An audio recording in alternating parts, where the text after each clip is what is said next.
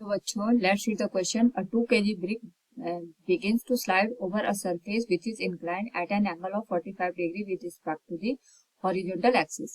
The coefficient of static friction between their surfaces is, here we have given 4 options. To answer this question, first we will discuss here the key concept, and here the key concept is given as static friction. Static friction की जो value होती है, अगर हम इसकी बात करें, it is given as mu into N.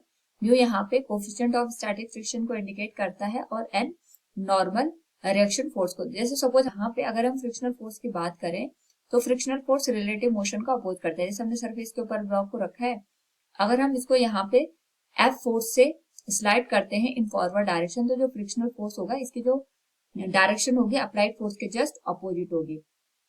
तो अगर हम यहाँ पे इस पे लगने वाले फोर्सेस को देखते हैं तो नॉर्मल रिएक्शन फोर्स इस पे सरफेस के थ्रू अपवर्ड डायरेक्शन में लेगा, दैट विल बी एन, और इसका weight m g downward direction में यहाँ पे एक्ट करेगा. तो क्वेश्चन में यहाँ पे हमारे पास दे रखा है एक 2 kg का ब्रिक है जिसको हमने यहाँ पे एक सरफेस पे रखा है, लेकिन जो ये सरफेस है कि इंक्लाइंड है, यानी अगर मैं सरफेस को कंसिडर करूं इस तरीके से तो ये 45 डिग्री के एंगल में यहाँ पे इंक्लाइंड है. यहाँ पे हमने ब्लॉक को रखा हुआ है. तो सबसे पहले इसका जो वेट होगा इसको हम mg डाउनवर्ड डायरेक्शन में यहाँ पे लगाएंगे. तो इस वेट के यहाँ पे दो कंपोनेंट बनेंगे, क्योंकि एंगल 45 है यानी थीटा है, तो ये एंगल यहाँ पे 45 के बराबर बनेगा. इसके दो कंपोनेंट करेंगे हम, ये बनेगा mg cos 45 और ये बनेगा हमारे पास यहाँ पे mg sin 45 के बराबर. तो जो ये सरफेस है इस ब्लॉक पे यहाँ पे normal reaction force n act करेगी. क्वेश्चन में यहाँ पे दे रखा है the coefficient of static friction between their surface is, हमें यहाँ पे म्यू की वैल्यू बेसिकली कैलकुलेट करनी है. तो अगर हम यहाँ पे ऑब्जर्व करें तो हमारे पास जो नॉर्मल रिएक्शन फोर्स है n, इसकी जो वैल्यू होगी that will B mg cos 45, क्योंकि जो ब्लॉक है ये वर्टिकल डायरेक्शन में कोई कर रहे हैं. ठीक है, अगर हम ब्लॉक को देखें तो इस पे mg साइन डाउनवर्ड डायरेक्शन में एक्ट करेगा, यानी इसी साइन 45 की वजह से ये यहाँ पे मूव कर रहा होगा ऑन दिस सरफेस. तो हमें ये बताना है कोफिशिएंट ऑफ स्टैटिक फ्रिक्शन की वैल्यू क्या होगी.